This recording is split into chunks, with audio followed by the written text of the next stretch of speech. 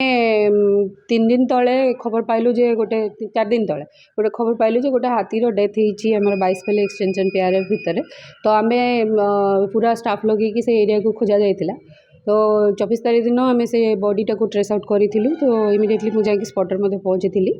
तो तापर ठार से आम इलेक्ट्रिक वायर किसी ट्रेसेस पाइलु।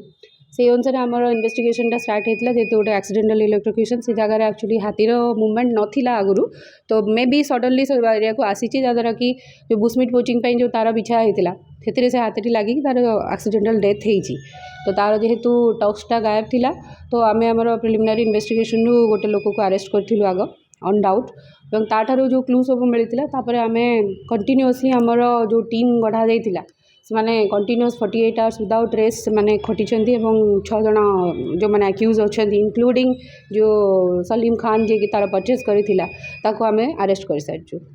बर्तमान सुधा आम 6 जन लोक ऑलरेडी कस्टडी को आणिक अरेस्ट कर सारीचु। आज से कोर्ट फरवर्ड करा रिकवर्ड दांतर ओजन रही 3 kg।